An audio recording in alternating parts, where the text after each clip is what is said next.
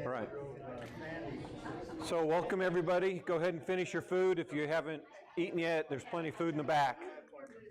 So we're going to be this is our last class with our defending our faith class, right? And we've been going through what I call 5-minute apologetics for the last several weeks. And now we're going to kind of learn how to apply that to real conversations. And what I wanted to do is just to remind us how this looks. The concept of the 5-minute apologetics is when you start a conversation with somebody, you need to understand where they are, where their belief is. Where are they on this continuum? Do they have trouble with truth or the concept of God, or do they have an issue with the Bible or Jesus himself? We've got to know where they are in order to engage them properly. So we need to ask discovery questions like the one that's up here. Do you believe in the God of the Bible? And that might change based on the information you know about that person. But once you kind of know where they're at, you still need to refine your knowledge of where they're coming from, right? And there's two questions that we need to learn right up front. The first is what I call the clarification question. It's basically, what do you mean by that? They make a claim, and you're like, I don't understand. You don't say you don't understand. You ask a question about that claim to try to clarify exactly what it is that they believe so that you can start your conversation on equal ground.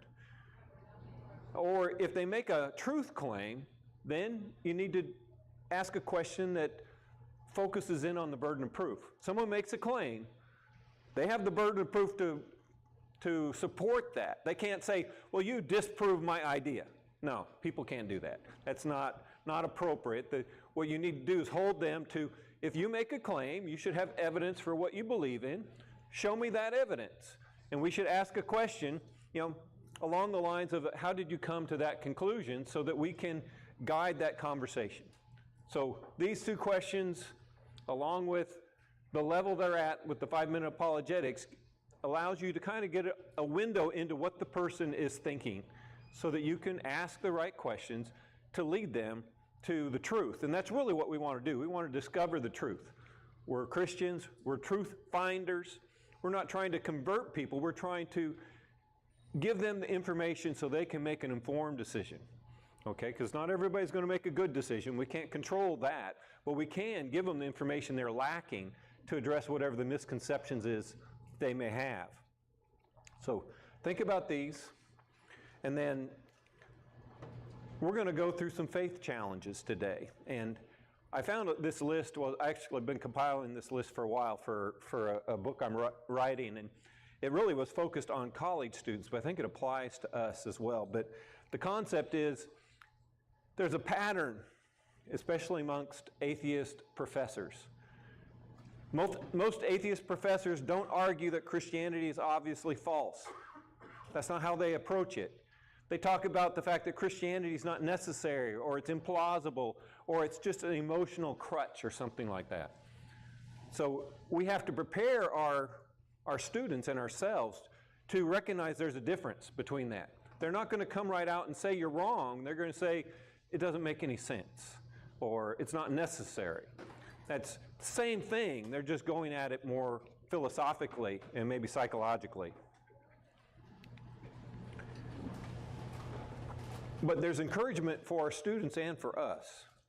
Christianity has serious, well-developed answers for all of these challenges. We just need to learn them. But the problem is, and it's a big but, we don't teach our students or even ourselves these well-developed arguments to address these challenges. And that what it does is it exposes our students to the challenge when they go to college. And college does not cause the problems. It doesn't cause or create the so-called doubts. What it does is it exposes that they haven't thought them through. They don't have reasons for why they believe. They are believing what they've been told. And we should believe what we know. We should own our faith. Okay? Another. So you have this list on the handout. These are 10 challenges to our faith. What I want you to do is choose one. Anyone. Anybody want to go first? Just pick one. Just call out the number. Number 9. You make it tough on me. I have to scroll to the bottom. So, number 9. Smart people don't believe this anymore. Okay, there's 2 basic challenges that you can get here. You can say faith is portrayed as anti-intellectual, or belief in God is framed as pre-modern thinking. And you'll hear people talk about those illiterate peasants of the Dark Ages or something. So why is it tough? Well, it really is using a social pressure method, right? Because if you believe that, you're one of those people, right? It's a psychological ploy. It's not really logic, but it's attacking you or your student at an emotional level. So okay, let's walk through a couple of these. Faith is portrayed as anti-intellectual. Okay, so they make that claim. They say, you know, you'd have to be ignorant to believe in that Christianity thing. Where are they on our spectrum? And what is the key word in their statement? What do you guys think?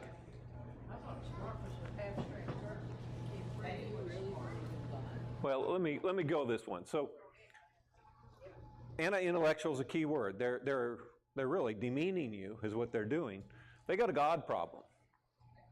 And I might be a little snarky with my answers today, but nearly all the great thinkers of history were professing Christians. Okay?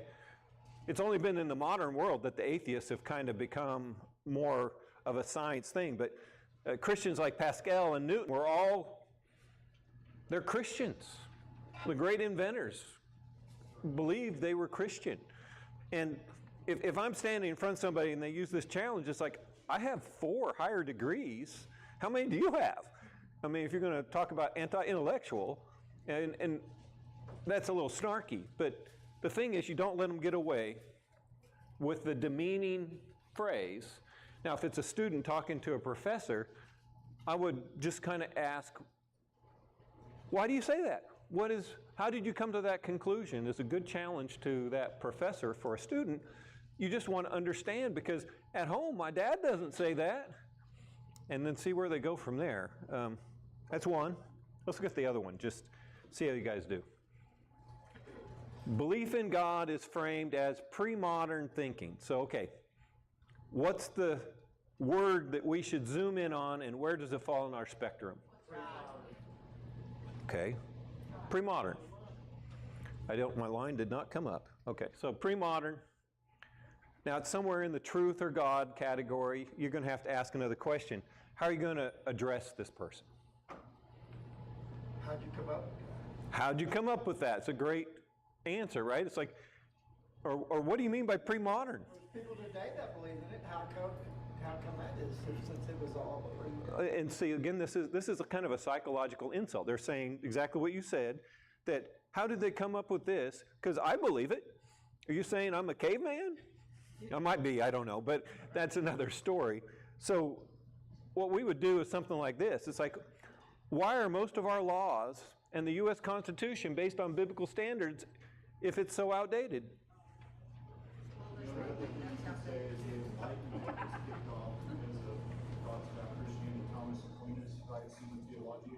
That's like where we get a lot of our ideas for the Constitution.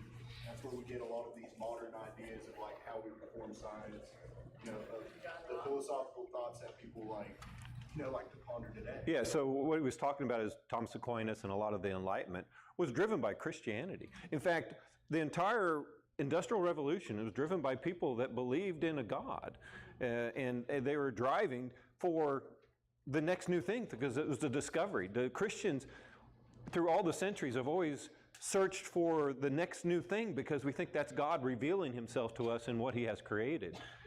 So this pre-modern concept is intentionally an insult. And you don't have to accept an insult. What you need to do is ask them in a really kind way how they came to that conclusion, and then if you feel comfortable enough, have a response that challenges that conclusion, that makes them have to reestablish their burden of proof. Because the laws, based on the Bible being pre-modern, basically defeats their argument, right? Okay. Let me go back. So now that you guys kind of know how this is going to go, what number you want to do next? 3. 4. 3. I heard 3 first, so 3. You guys are choosing the hard ones. We could have started easy, you know. All right, so 3 challenges to think about. Evolution explains life without God. That's what they'll claim. Another challenge would be the universe can be explained by physics and cosmology. They'll probably say quantum mechanics and theory of relativity and things like that. Or God is unnecessary as an explanation. Let's go ahead and go through all 3 of these. I think they're worth our time. It's okay. Evolution explains life without God. Where are they on our continuum? You guys are so quiet. Well, God, right? Without God, they have a God problem. So, what's the next thing we should ask them? How do you explain that? How do you explain that? That's really good. Anybody else? How is it that evolution explains life without God? I mean, you know, something had to have come from something, right? It couldn't have come from nothing, according to their theory. So, evolution doesn't disprove God. It's only a theory of how things have changed since that first thing happened. Now, how do they come to that conclusion is a good question, but you have to kind of phrase it a little bit to kind of go at it, because they're going to tell you that you can't scientifically test whether God exists or not. But why not turn it back at them and say, well, How can they test whether evolution exists or not? well, Can't prove evolution. exactly. It's like, has your premise, because what they're claiming is not a scientific, it's a philosophical claim. Has their philosophical claim been proven by science? And the answer is no. What if they say Big Bang? That's how they Still a theory. The Big Bang is always going to come back to the Big Banger. What is the first cause? Now, if you believe in the Big Bang, which I do not, but most cosmologists would agree with that theory nowadays, but the problem is it doesn't actually fix the problem they have. There's always a beginning that's before the beginning, and what is that? What caused the Big Bang? Yeah, the first cause, or can't remember which philosopher called it the mover, right? The unseen mover of the universe. And we know yeah, that's right. And thank you, Pete. Descartes and Aquinas were the ones that Pete corrected me, and I appreciate that. But the concept is use their claim kind of against them as in the form of a question. Because basically they're saying science basically proves there's no God. Effectively, that's what they're saying. And the question is that scientifically provable? And the answer is no. That's a faith position, just like ours. Do they ever go back to where they think the Big Bang landed? Oh, no. Do they even answer that? They can't answer that, can they? We could spend a lot of time talking about the Big Bang because there's a lot of just physical things that don't quite work. The way we know physics, if the Big Bang took place, everything would actually vaporize instead of clump together. I mean, you're talking about forces beyond our ability to really comprehend. And it wouldn't explain the way things look today. So it's kind of one of these, it's kind of the black box method. It's basically, I believe there's a beginning to the universe, so boom. And it's like, well, I believe there's a beginning to the universe too. It's called God. Which one of us is right? Well, quite frankly, you got no evidence for yours, and I do have some evidence to point to mine. I've got one. Go ahead. Stephen Hawkins came up with that, following that evolution type thing and all. And then they came up with him, the journalist kept asking him, well, where did that come from? Well, where did that come from? And when he kept asking him that, what was the first thing that started it? And he had to admit that there had to be a create, before he died, he admitted, that there had to be a creator. Yeah, and an intelligent force is kind of how he would describe it. That's Stephen Hawking. Stephen Hawkins and then Dawkins was. Yeah, it doesn't matter how much science you learn. You have to keep moving backwards. That's how science we work in discovery. Once you discover something, you know there's something you don't know. We keep building. And when it comes down to cosmology, they always get back to a point, and there's no place else to go, but there has to be something beyond that. And that's really good evidence for God, actually. Okay? I tend to offer flippant answers on things like this, where it says evolution explains life without God. I'm like, yes, it does. Except that's not You're that. trying to explain it without God. Yeah, so that's the whole purpose of the theory, right? Yeah, so, but it doesn't work, so it's not very successful at what it claims to do, right? All right, let's look at the other one. The universe can be explained by physics and cosmology. I think we already kind of talked about this. Let's look at the fact that alone is the key word in that statement, and the question is, they're questioning whether there's a God. What we want to do is basically say, who says that? I don't say that. That's an absolute claim that no one living can actually answer. When people make absolute claims, they're actually making themselves to be God. They're putting themselves beyond the universe to make that claim. You need to call them on that, because they cannot know what they just said. Because if they did know that, they would actually be God. Okay, then you have to sometimes go that strong. You should question if they know physics at all, because it's not like physics explains everything. And the science itself only explains averages, right? It's like repeatable phenomena that we can continue examining. So it's like there are things that are one-offs, black swan things, so to speak, right? That science doesn't necessarily explain. Yeah, When you say it explains everything, it's like, well, it doesn't really explain anything. It's falsified. well, the problem is science does not explain anything. Science is trying to observe nature and then explain why what we see is what we see. It doesn't explain how it got there in most cases. It's observable, data-based. Unfortunately, a lot of the science today is the very opposite of that. It's a faith-based science.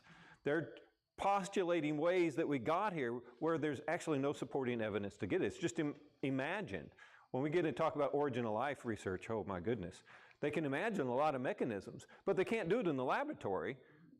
So if you can't do it in the laboratory, what is it? It's called not science or science fiction. Yeah, unscience. All right. God is unnecessary explanation. This is one you hear a lot. Obviously, we can figure out that the key word's unnecessary, right? And they got a God problem. How do you address someone like this? I need him. What? I need him. I need him? That's good. Give me a better word. That is exactly what I would do. I would go after the word. Can you define that word for me and why, and give me an alternative? Generally, people are going to go like, well, God is not the option. Well, what's the other option that works? So this is how I think of it. If you say unnecessary, you can say God is necessary because the principles of God are what make society work with purpose. And without that sense of right and wrong, it's necessary to have these qualities to make society whole and work. Without any of that, we're just wandering around. No, and that's a really good philosophical argument, and it challenges what they've just said. But I think whenever you're in a conversation with somebody, we don't want it to be antagonistic. If we can avoid it, watch their words and make them define the words that actually are unnecessary or don't help their case. Because defining words actually helps us to make sure we're on the same platform. We're having the same conversation. Because people can use the same words and mean different things. That happens a lot in our culture. Generally, too, they just use the taglines, and they don't even know what they claim. But I think watch for these type of adjectives and then make them define that adjective, because then we know what we're talking about.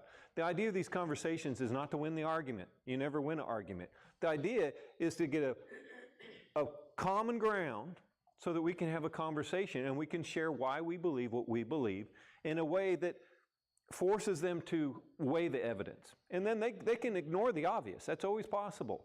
We cannot change them. What we can is try to give them the information they need to at least evaluate their situation and show them that what they just said is, well, it's opposite of sense. That makes it nonsense, right? Okay. So what was the other one I heard called out? Two.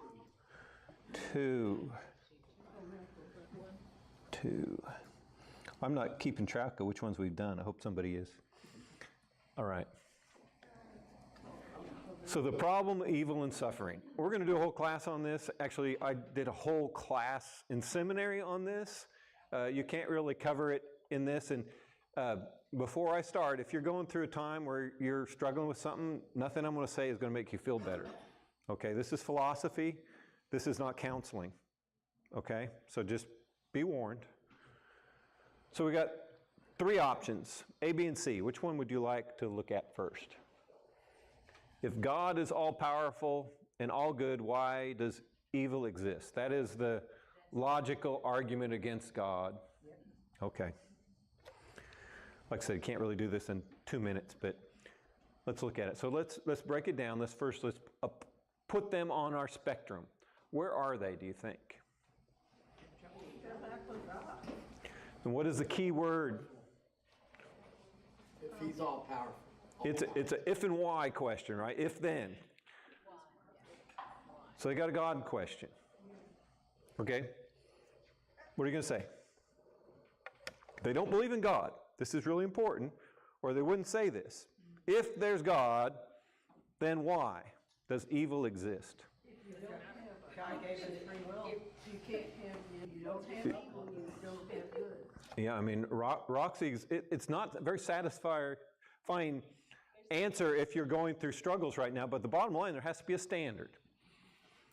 And if you don't have God as your standard, how do you define evil?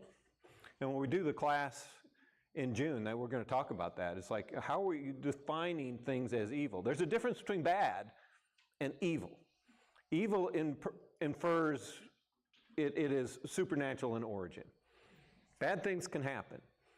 And we have to differentiate between those two things. And in reality, it's a God character question, right? Could God exist and Him create bad things? Could a God exist and bad things happen? Yeah, we're not guaranteed just because we have a creation that the God that did that creation would be good. We're lucky that our God is good, okay? But this idea of evil versus goodness is a character of God issue. It's not evidence against God. It's only evidence against your opinion of God. And that's important to try to bring them back to, because their critique is either a non-critique because they don't believe there's evil, because they don't believe there's any objective good and bad. So there can't be evil if there's nothing, no standard. Or they believe there's a God, sort of, and they just think He's bad. Well, we can address that differently. What we have to do right here is break down the barrier and say, God is essential if you think anything is evil. And that's just the reality of it. There has to be a standard. So that's the 2-minute version of a full semester class.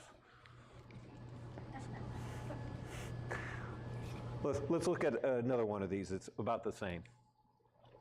Why do innocent people suffer, like children? This is one that people struggle with. You know, if your God is so good, how come all those little children died in that famine in Africa? Well, let's figure out where they are first. Where are they on our spectrum? All these are going to be God issues, right? But suffering. they're using a category that's going to tweak your heartstrings, right? They're using that for emotional purposes. If I'm an atheist, it doesn't matter if you're a child or an adult. So they're trying to use an emotional question because as Christians, we tend to be a little emotional about things like suffering, right? So they're trying to use our belief against us. How would you respond to this? You know, when a woman has a baby, it's not too long afterwards that they forget it. Not the baby, the suffering. Mamas. Yeah, they go through all that pain and suffering, and allegedly, they forget all that pain and suffering. So the birth of a kid, the pain and suffering along with that, and then... Like, I saw that Shivers do this, and they had that little girl, everything was in black and white, except this little girl, had come with it, and you're wanting her to make it and not get killed and so forth, and then you see her coat on a pile. Yeah, I mean, those are emotional responses, and the devil is going to use emotional responses against us. We have to recognize that. Go ahead. But that baby still, her suffering is through, and she can forget it, just like a mother can forget her pain of giving birth. When she dies, because it depends on your option about how you view death. How you view death. Ray, did you have something to say? Oh, Jeff? So I would focus on innocent. Okay. I mean, define who's innocent. Children, we're, as adults, we want to protect them, and generally they are innocent, but innocent in what way? I mean, children misbehave and they have to be corrected, but don't parents correct them? Oh, my kids have made plenty of things that I would not use innocent to describe. Right, and that's my point. No offense. Even though they're children, I'm having a hard time with the word innocent because nobody is innocent. I agree. And you could ask a question to try to define that. Go ahead, Judy. So I have a daughter who has a special needs son, and she is a Christian. And she comes to me quite often and says, "Why does my son? Why? Why did God allow this? What do I tell her?" I've quoted the Bible up and down to her. But help me. The problem with the philosophy is it doesn't help you with counseling. The philosophy is evil suffering proves God exists because we'd have no comprehension of bad if he didn't. And then we have to search for reasons, and I have to have a much longer conversation than this to address that. But it comes down, in this case, to free will of others. Most of the suffering people think about is not this, that what you're talking about is biological and natural. Most of the suffering that people talk about with children are usually other humans doing bad things like human trafficking, child exploitation, those type of things. Why does God allow this thing to happen? Well, free will of others. If free will didn't exist, then we'd have no choices. And you can't have love if you don't have choice. And God loves us, so he allows people to make choices that might hurt us, but those choices have to be allowed because God loves them just as much as he loves us. But God also promises that whatever we experience, he's going to find a way for it to be good for the world in some way. Maybe not specifically to us, but we also have to understand that our lives are not always for ourselves. We face things like illnesses and disease, and we don't know why. Why did this happen to me? In the end, you got to say, why not? I mean, I have a degenerative back problem. Okay, it's going to get worse until I can't walk anymore. It's just the way it is. Okay, but why not me? Okay, I mean, why not? When you have problems, God's going to use that to somehow help somebody else, or maybe you're going to, something that you do during your life will be inspiration to somebody else. That's how we have to kind of look at it, because we do not know. We don't have a perspective that's broad enough to understand the whole scope of the universe. And we're not the center of the universe. Jesus actually tells us that we will have trials and tribulations in this world. He never told us that we would have it easy. And let's see what the next one is, but I don't want to jump ahead of myself.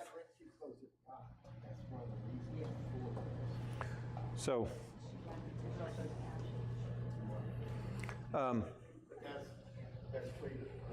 so this would be the free will one. The other one would be natural disasters or disease. Natural disasters to me is easier to handle, and we'll talk about it when we, for instance, do you guys like living in this part of the country? Do you know that there's hurricanes? And then you're surprised when it comes. Right? So when natural disasters happen in an area that is common for natural disaster, don't blame God. Blame the naturalists. That's what I would do. Disease is more complicated because we don't understand the dynamics of how disease or abnormalities take place. And I'm not, like I said, that's a much longer conversation. We'll try to talk about that in June when we do the problem of evil for real. But here, again, it's a God problem. And if it's natural, then it's nature. The atheist definitely can't complain about it, okay? Now, if you're a Christian and you're struggling with why God has done something, that's a different conversation. But the key is really recognizing that God's in control, and we're finite and we don't understand. But as long as we accept that God's in control, then we can go to the next step of the conversation, okay? All right. All right, so we haven't done one yet. What do you guys want to do? We did 2, 3, and 9. Yeah, let's do one. Do one? All right. So there's 3 main challenges. Where's the evidence, right? God cannot be observed, measured, or tested scientifically. I kind of already talked about this one before. Or miracles violate natural laws, or faith is seen as belief without evidence. Which one would you like to look at? Or you want to go through all 3 of them? Yeah. Okay, we'll just go through them. So, okay, God cannot be observed, measured, and tested scientifically. Where are they on our spectrum? And what's the key? I would go after the scientific. I'm a scientist, but observed is actually probably better. Just as a scientist, I'm like, okay, science doesn't say what you think it says, but it's definitely a God or truth question. You can't be certain that they understand truth, so you might not be able to jump to God. So you're going to have to ask some probing questions. So what kind of question would you ask this person? Let's get a flippant answer. Someone says, God can't be observed, measured, and tested scientifically. So is a really good answer, actually, believe it or not. The power of so. It's a really good one where someone makes a challenge, and what you do is you step toward it because it really has no bearing on the conversation at all. It's like, okay, if you're right or wrong, it's still, that doesn't prove God doesn't exist, because quite frankly, we can't prove our mind, math, logic, reason, or even science scientifically. Okay, we have to take them for granted. So it's actually, it's one of those arguments that sometimes you should say, you know, you're right, but so? It doesn't mean anything. You can't see air, but you breathe it. Yes, we take so many things for granted that cannot be tested or measured by us, at least. We believe gravity holds us to the ground, but does it? Well, if you don't believe in gravity and you step off something high, you're going to probably learn that there are some truths in the universe. Okay. All right. Miracles violate natural laws. So where are they, do you think, on this continuum? Well, they must believe if there's miracles. They must believe in God if there's miracles. Well, you'd think. Who else could do miracles? But they're saying violate natural things, right? So I'm thinking they might be naturalists. Again, I think they're in the God-truth mode. But come on, give me a snarky answer to this one. Gosh, Joy. Duh. No, duh. Miracles are what we call supernatural, by their very definition, they violate natural laws or they wouldn't be miracles. We both agree. Okay, they just took one step toward us. That's good. Well, now we can have a conversation. But these are meant to be psychological ploys to demean our perspective, when in fact they don't say anything. They sound pretty strong when you first hear it. But that's the reason I said at the beginning, these type of challenges have very well-developed answers in the Christian community, and we need to teach ourselves these things so we're not caught off guard. And once you see it, it's like, no duh, or so. There's really great responses. So like the Coke is a real thing. What's that? Yeah. That's a Yeah, so, exactly. Did you have something? No. All right. Faith is seen as a belief without evidence.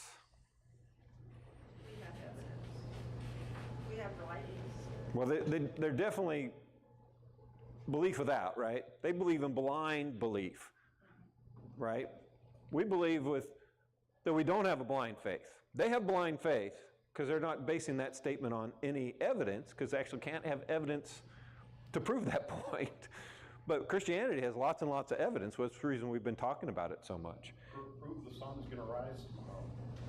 Yeah. You have faith in that, don't you? It's very true. I mean, I can give you all the physics, but it doesn't prove that it's going to come up until it actually does, right? You guys kind of see how this rhythm goes? All right. Let's see. Do 4.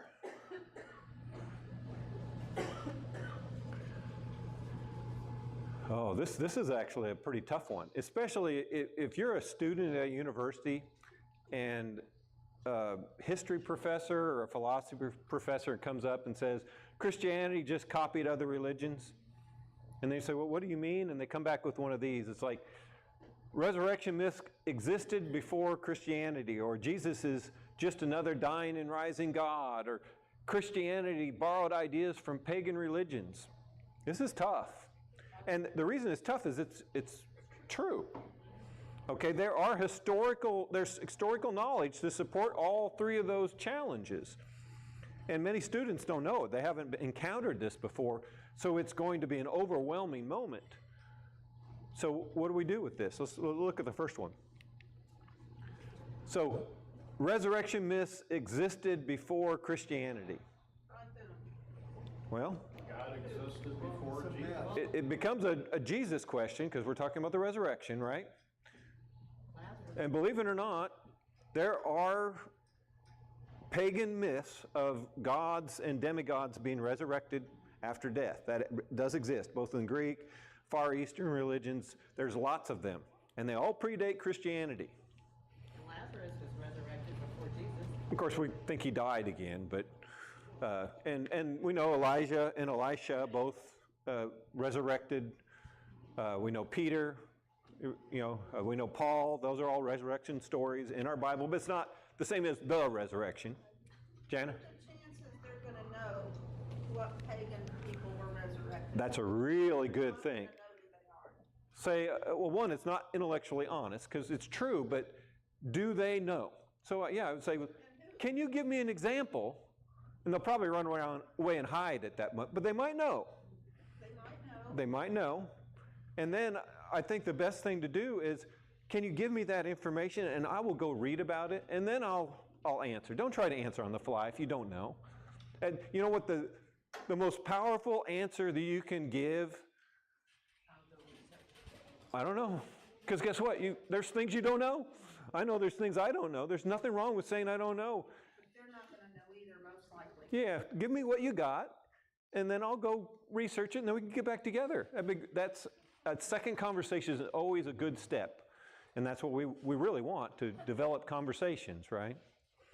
I mean, I think another good argument is, in most of those cases, like Osiris, these aren't people that we have historical evidence of, right? But Jesus, everybody in his own time period, within 100 years, admits that he was a real guy. Well, Right? So it's like, how many of these are about real people versus somebody that there's no actual, like historical evidence of. Like we're talking about Osiris, Balder, any of these other ones from these other religions. These are like strictly mythological figures, but pretty much every other religion admits that Jesus existed. We have historians that, regardless of anything else, they have to admit that Jesus was a real living person. Because there are people at that time period who say, hey, this guy was a real living person within like 100 years of his life. Yeah, and I'm trying to make sure that people online can hear you. So Pete was talking about Osiris and Baller and some of the others. Osiris, Egyptian, Baller, I think, is Greek. Norse, that's right. And they're resurrection stories, but they're very different because these are mythical characters. There's no historical record for them, where Jesus, there is a historical record. He's not a mythical creature or creation. He's someone that we can track back through the historical record. Now, they may say, well, that's modern, these are older, blah, blah, blah, but then you have to dig into the details of those two cases, and generally, as you look at the details of what we know of those mythological characters, the behavior and what went in is very different than our Christian resurrection story. And there's no evidence like the disciples' behavioral changes or those type of things to support that resurrection story. It's just kind of taken, it happened, and then they have whatever their post-resurrection life is. Jeff? I have somewhat a different take with myths, because a lot of myths have some basis in what could be true, could be fact. And I don't really have a problem that myths there's resurrection myths. I mean, I don't. My answer would be, so what? So resurrection myths existed before Christianity. That's a really good answer. But the point I'm actually making is, because I have a living God, all those myths that you think are myths, who says that he didn't make those resurrections happen? Well, that's true, because we have resurrections in the Bible. So what Jeff is saying is, we should maybe embrace the concept of the myths and say, well, Jesus is not a myth, but those other ones, they could be grounded in some historical events. We just don't know. It's too ancient. And honestly, that's a really honest way to approach it. And effectively, that's a so, right? Yeah. You step toward the argument and say, well, okay, all right, what more do you have? And then, like Jana said, they're probably going to scurry away. I mean, God was already there. He could have resurrected them too. What? Yeah. I was dealing with a missionary to Japan, and she was a young lady, and she said, I don't know what I'm going to do. These people won't listen to me, because I tell them about the wonderful God. I read to them out of the Bible, and they go out and show me the stone gods that they have outside. And what am I going to do? I said, quit arguing with them. You can't argue with somebody like that. Go out and tell them that your God is the one who made those stones. She called me, she wrote me back and she said, it worked. Yeah, actually one of the most powerful evangelistic tools is listening. If someone has a claim, a religion, spend time listening. Formulate what it is that you can share with them that will open their eyes to look at the evidence. I mean, if you're just telling them, well, this is the way it is, my book says this, they're not going to accept the book. They have to accept the concept first. And again, truth always floats to the surface. That's good, Haley. Okay. My biggest thing is when they say, well, how do you trust the Bible? Man wrote it. This is, well, because they say, well, this is, how do you trust the book that you wrote? When they, like you said, when man wrote it, how do you know they weren't lying? Where's your evidence? Show me your evidence that they weren't liars. So as Ray was saying, is when they say they can't trust the Bible because it's written by man, well, did you go to school and did you read any books? Did you believe what the content of those books were? Guess what? Those were written by man. That argument is foolishness unless you're a fool, right? Who wrote the myths? Exactly. It's amazing how many scholars, and Bible scholars that happen to be atheists, will use that exact argument. And it's like, well, you want us to read your book and believe what you say. You're saying God is less than you? I mean, that makes you God. And skeptics and critics almost always elevate themselves above the claim they make. That's something you can always watch for. They excuse themselves from their own critique. So in the Old Testament, you know, Genesis is our first book, and we believe Moses wrote the first 5 books. How long ago was that? 1,500 years or so. Okay, and before that, Job is believed to be Oh, one of the yeah. oldest, right? 2,500 or 3,500 years. Sorry. Yeah, I was Thanks, gonna Pete. say, I thought- Pete, thank you for the correction. 1,500 years is the length of the. Yeah, and I know. See, I make mistakes. 1500 BC is what. 1,500 BC, yeah, roughly. So about 3,500. When do we believe that might have been right? There's a lot of contested perspectives. Some say before the flood, some say after the flood. I believe in the time of Abraham is most likely based on the locations that are described for his friends. Those locations weren't a thing before about the time of Abraham. But my point being, no matter what, that's some pretty old writing. How far does the myths go back? Oh, yeah. Can you date those? Well, and the Bible talks about the creation of the universe, right? The So, Christianity book is not just the New Testament. We use the Old Testament as well. So our writing goes back. well, and I think a really good argument is the fact that when it was written does not challenge its authenticity. Newer books are not less reliable than older books, or vice versa. The age doesn't determine the credibility of the writing. The content does, right?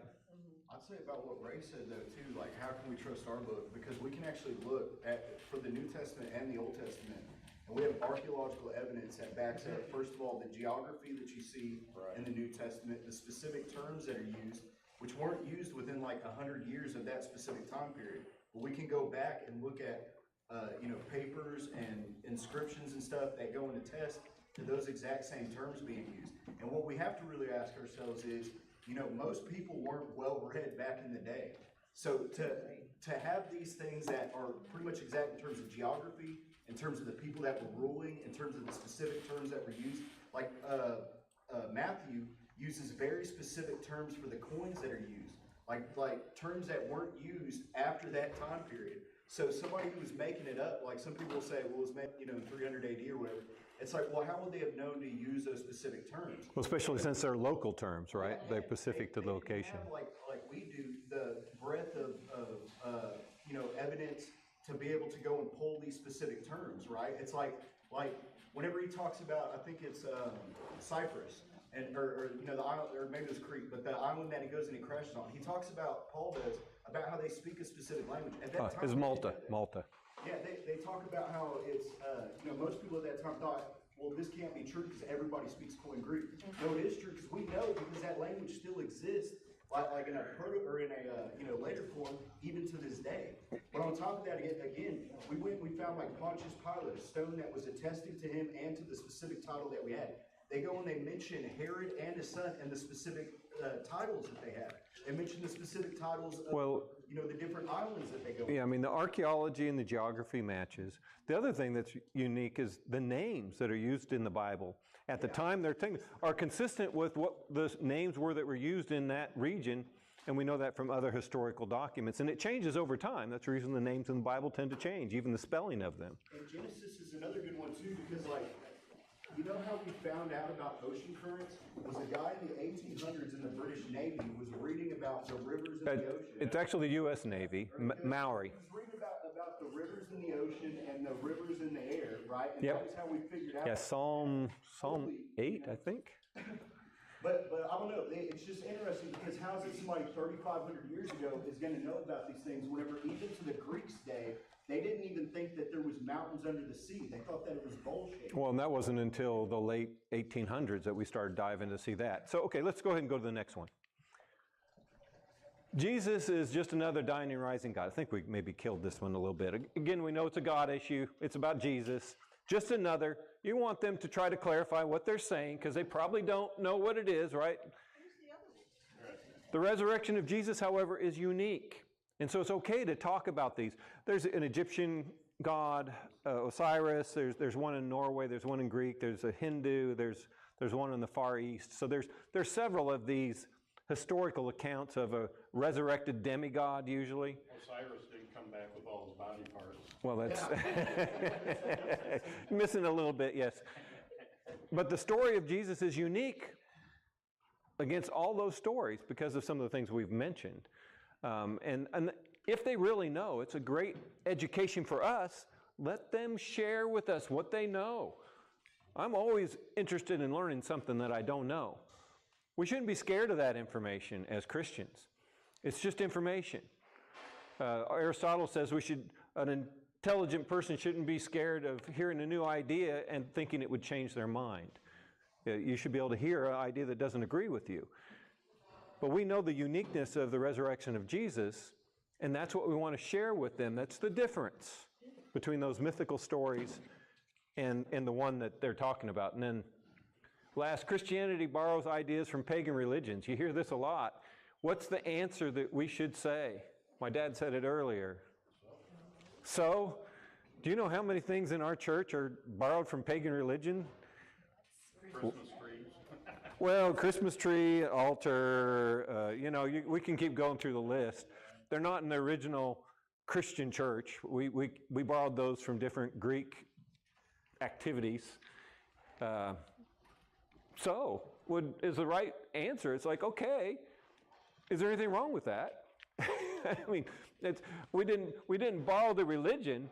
We borrowed ideas on how to gather and worship our God from activities that people were used to doing.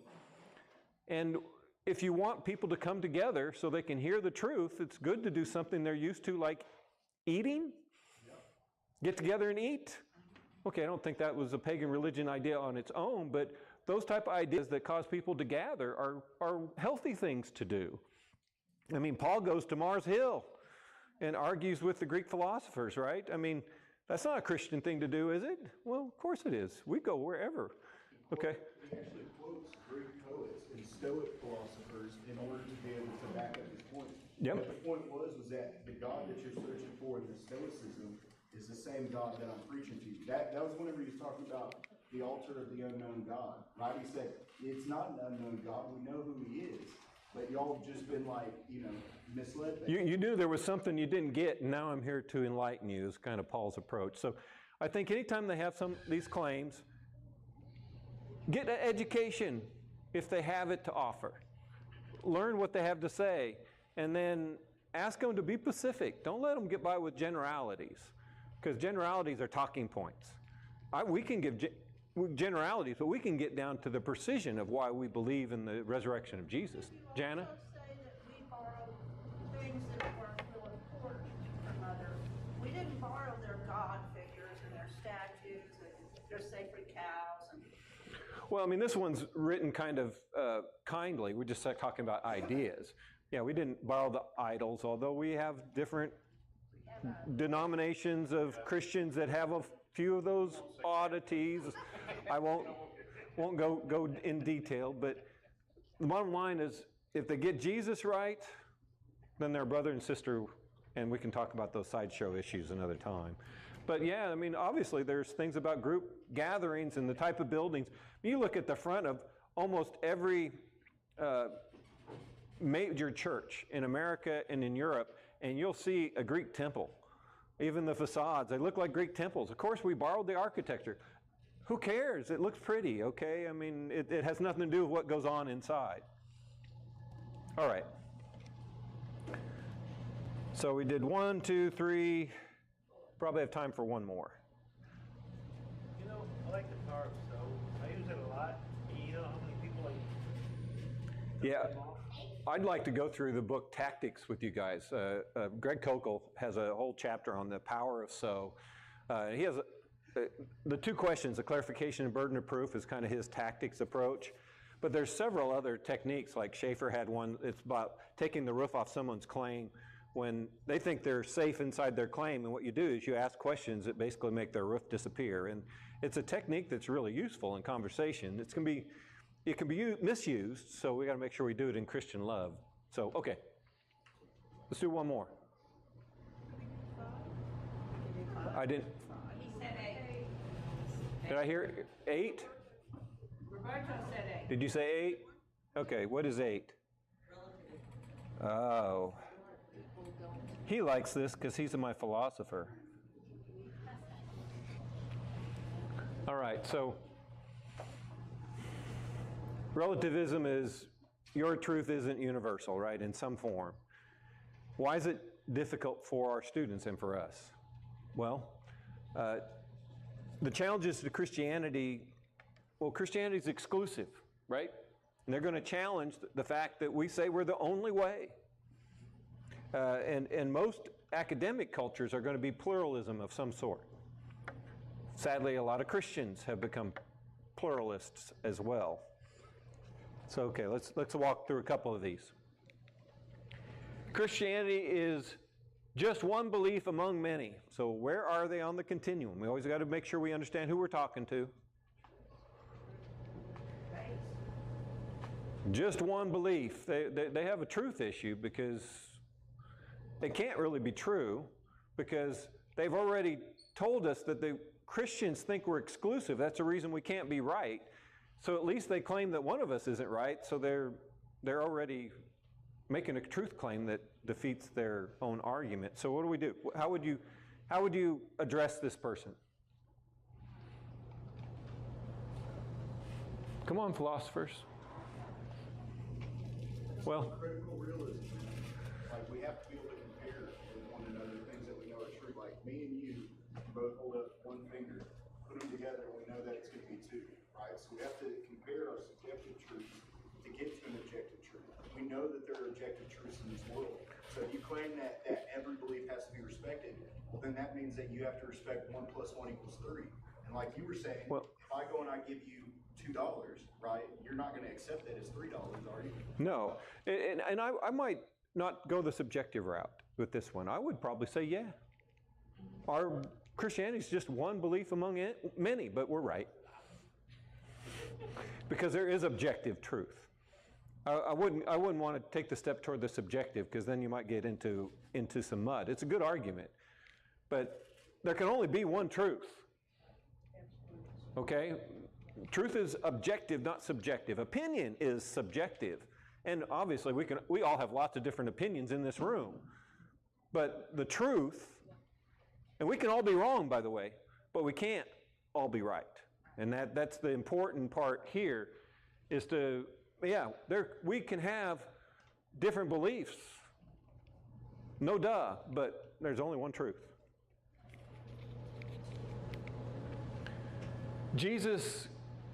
Claiming Jesus is the only way is arrogant and intolerant. I've heard this one. Okay, it's a pretty good response. Where are they? What's the word we should focus on?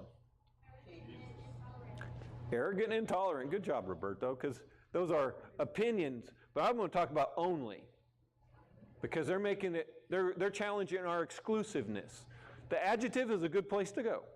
And you can go there as well, but they're challenging probably truth claim in this case of it being the only way.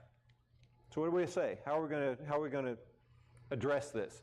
Now come back with your adjective description. How would you address the two adjectives?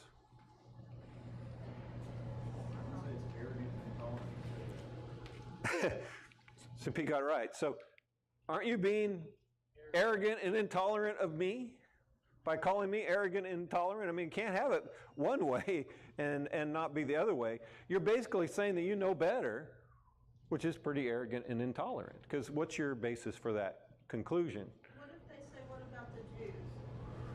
I would say, what about them? What about the Jews? And I make them never volunteer a clarification on information you don't have. I would say, okay, what about the Jews? I'll say, don't they follow the same God? Yeah, but they don't follow Jesus, who's the fulfillment of their Old Testament. They don't even follow their Old Testament. So the Jews are ethnically related to Abraham and Jacob and Isaac, but they don't follow the Torah. So what are we talking about? We're talking about following what the Bible says. And that's the differentiation.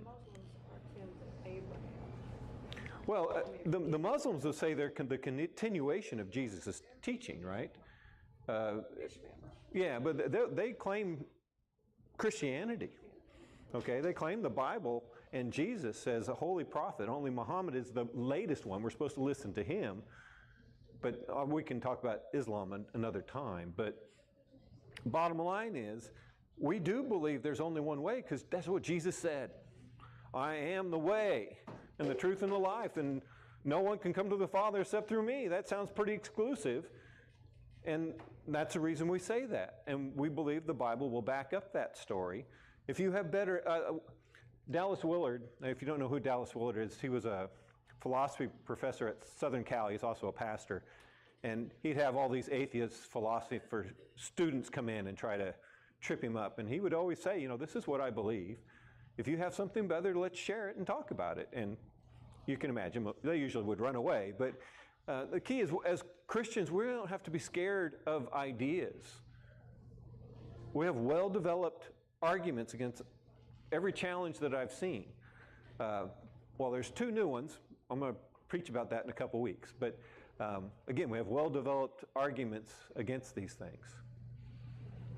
Any other comments? I don't think we have time to do another one. Just say, tell me how that works out, man. Yeah, well, eventually, they're going to have to figure it out, right? So, I know we didn't get through all of them. If you want kind of my cheaters for those, I have another sheet over here that has the cheaters. I just didn't want to give it to you before we did the exercise. Do you like this kind of a Q&A? Okay, so we'll try to do some more of this. I think there's some great topics that we can do if you guys are interested. Identifying a fallacy is a very interesting one that I think is worth some time. Looking at, how do you identify that something really is false by its own statement? It's good to learn. And then the tactics approach with using these different questions, mainly to engage in conversations so that we can get the opportunity to share the truth that is in us and the hope that is in us, so we can try to affect that person's life in a positive way. We're not trying to win arguments. Can't win an argument. But you can have a fruitful conversation. And I actually believe Greg Kokel's approach to evangelism, his idea is gardening. Most of us are not going to reap the harvest, but we can tend the field so the next person that comes along, we've softened their heart enough that they might listen. Put that stone in their shoes so eventually they have to sit down and pay attention and look at the evidence. But there's some hard challenges out there. Judy brought one up. This is not easy. We need to understand the philosophy first, and then we can try to reconcile our emotions to what the Bible is actually trying to reveal to us. So We've seen people, God do stuff with these people that you think are totally incapable of contributing to the populace, and then all of a sudden, it really emphasizes that it's God. It can't be that person that does it, because he takes the weakest ones and uses them. Well, that's one thing that is a clear message throughout the Bible, that God always uses the weakest and least expected to do it on our own strength. Then someone can think it's about you and not about God. It needs to be a God thing, definitely. Who haven't I picked on to pray us out yet? Does anybody want to volunteer to pray us out? Anybody? No, gosh, no volunteers. Okay. Heavenly Father, thank you so much for this time together and this fun that we had tonight, learning how to challenge the challengers so that we can guide that conversation in a productive path to hopefully reveal the truth to those that are blinded to the truth that is you. Lord, help us to have a kind heart and a loving heart when we have these conversations. And some of these conversations are hard. And they prick at things that we're dealing with in our life that make it hard for us to just focus on you. But Lord, help